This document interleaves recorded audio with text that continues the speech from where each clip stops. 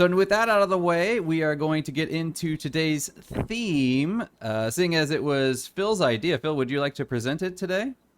Yeah, okay, why not? We thought about arcade games in general, and then we decided that there was way too many, and we were looking at different lists of the best arcade games, and there was just, throughout the time, there was no way we could whittle it down to a few. So we thought for today's episode, seeing as it's probably the prime time of most of our gaming lives of going to arcades, we would focus on iconic games through the 90s.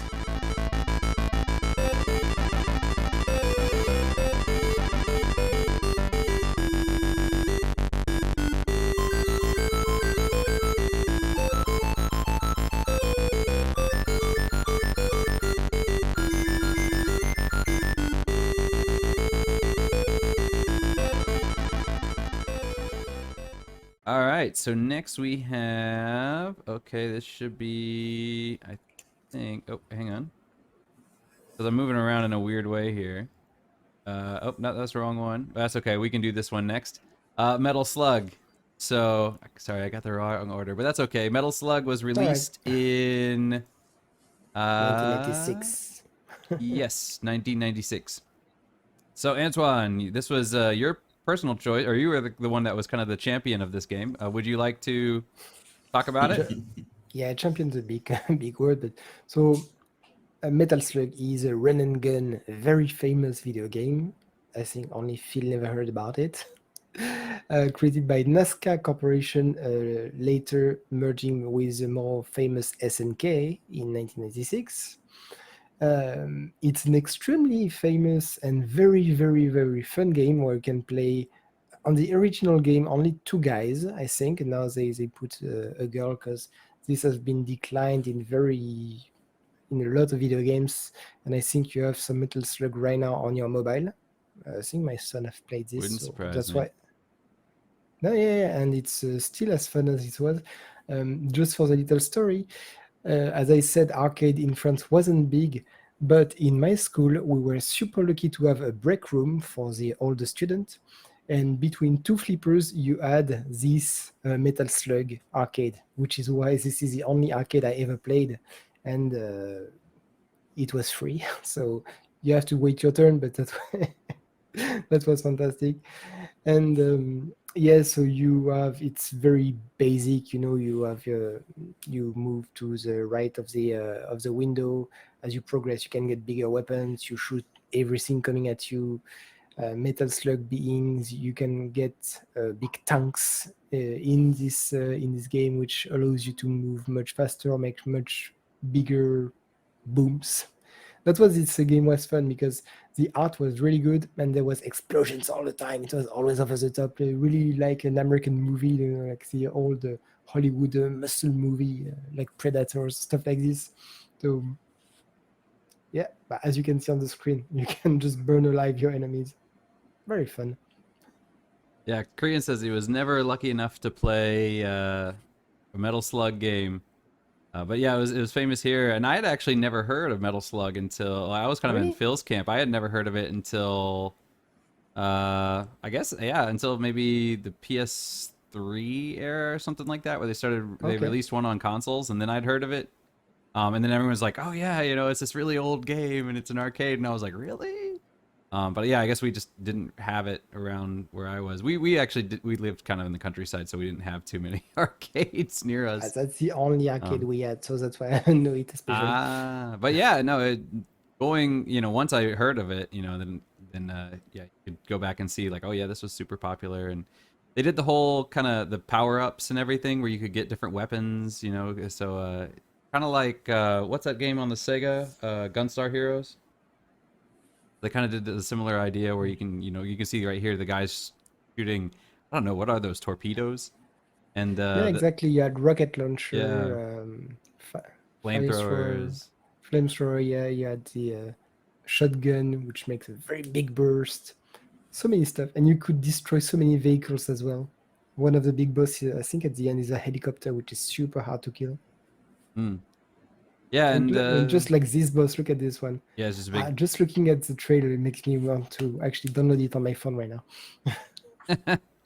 It's really cool. Yeah, and then also with the was it? I think it was just this past E3. One of the games on it was they're doing a Metal Slug's Tactics. So now there's going to be a Tactics. yeah, it's gonna be like a Final Fantasy Tactics style, but with Metal Slug characters. Okay, that's okay. Yeah, Weird. so I'm I'm, That's I'm a that's huge like a slow Sonic. Fair enough. I'm a huge fan of SRPGs. So when I saw it, I was like, oh, okay, that looks cool. So Fair enough. But as you can see, the Metal Slug usually you just don't have time to think. You go, you shoot, and you try not to die. yeah. You leave your brain at the door, like always in a panic. Mm. So Phil, you said you had never heard about this one. It looks like Broforce though. I've played Broforce before. I think that was free on the PlayStation Store. Yeah, it was. So, like, I'm guessing it's like the child that's born from this type of game. Yeah, the Broforce definitely had a lot of elements. In fact, I think because in Broforce you had a bunch of different bros. I think one or two of the bros was very similar to some of the characters here. And then also there was another game that was on PS Plus that was free a while ago. I think it was like Mercenary Kings or something like that. Same idea. So yeah, this was one of those. So you could play definitely 2-player. Could you play up to 4-player, or were you limited to 2? Now, at the time, at least on arcade, it was that the booth. There was only 2 pads, on each side of the booth, and that was just the 2 guys. Mm. I think in the latest, I see they added a girl, but it's on mobile, so I don't know if you can really play multiplayer on mobile at least. On console, maybe. Because some of these games you definitely could play 4-player. In fact, Phil's pick that got unfortunately shut down Evil due to Korean. due to a coin toss.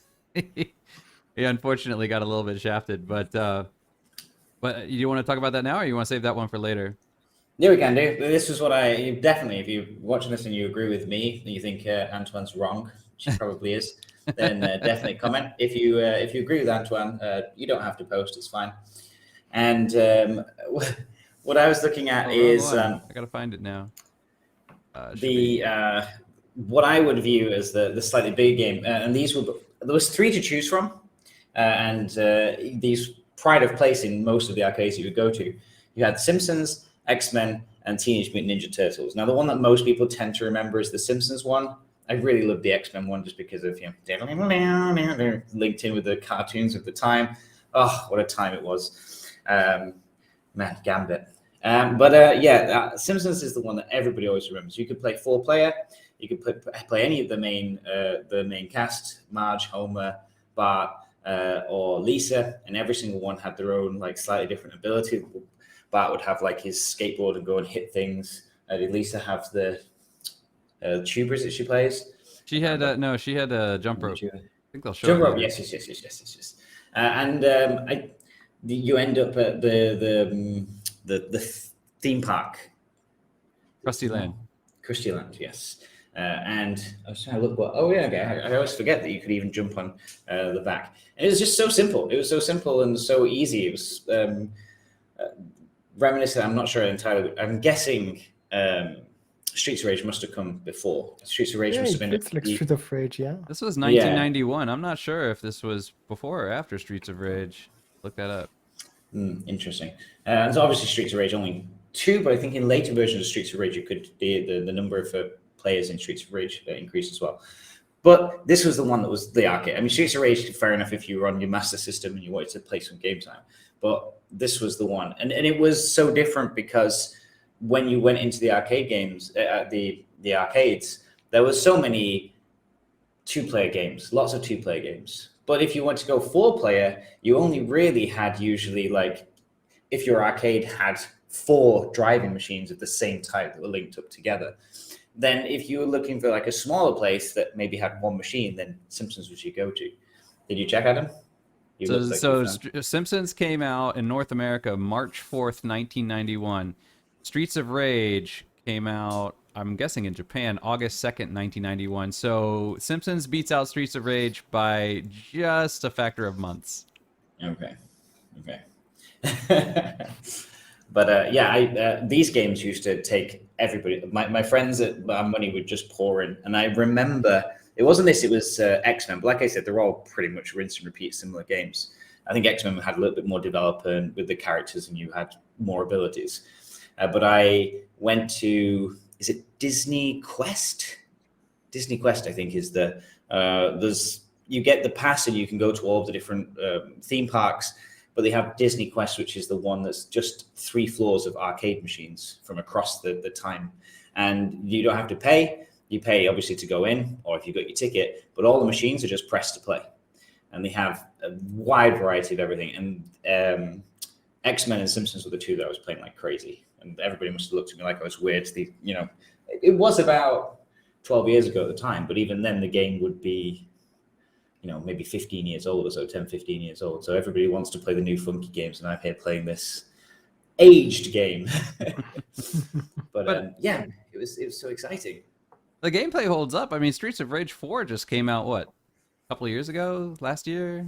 Year before? So, I mean, there's still a market for these kind of side-scrolling beat-em-ups. Oh yes, there's a lot. Like recently, there was something I think it's called Mother Russia in the same style, which was very fun. Mother Russia. Something like this. A really, really fun game you can see on Steam. Yeah. One thing that The Simpsons definitely had, though, that I haven't really seen too many other games have, is this kind of combo system where you can see like Bart was jumping on top of Homer, or him and Lisa kind of grabbed hands and started running around crazy, and Homer's combined with Marge, they do this rolled thing. So yeah, they kind of had different combo powers depending on who you selected. So the characters didn't play basically all the same, and not just the characters didn't play the same, but depending on who you were playing with, you didn't necessarily play the same. So yeah. But yeah, looking at some of this animation, especially like when the eyes move and stuff, you can just tell that it's dated. But yeah, and they've had a couple successful games. They've had I was more of I played Simpsons more on the Genesis, or as some people would call it, the Mega Drive. So I would play a lot of Bart's Nightmare was kind of my big one. And I think they had an arcade cabinet for that one as well, but that one came out later. But yeah. And yeah, I really enjoyed. For me, I probably played the X-Men game more. I don't think we had a Simpsons arcade cabinet, but we definitely had X-Men, and we definitely had Turtles in Time. So I probably played those 2 more, and I probably played Turtles in Time more only because one of my friends actually had that on either Sega or Nintendo. So when we went to the arcades, we're kind of like, oh, okay, we already know how this works, so it was a little bit easier to do. I think X-Men was my favorite just because there was more characters. I think there was like 8 or 10 that you could choose from. You had slightly different powers. Yeah, the X-Men game on the consoles I think only had 4. I think they had Nightcrawler, Gambit, Wolverine, and Cyclops. I think were the only ones. Or no, maybe you could play as Rogue or Jean Grey. I don't know. I'm sure they had more. I thought they had more. I'm sure I played Jubilee on an arcade machine as well. Jubilee. Yeah, really obscure ones. Yeah. It might have been like a later version of it. It really was. You just did sparkles. Such a random power.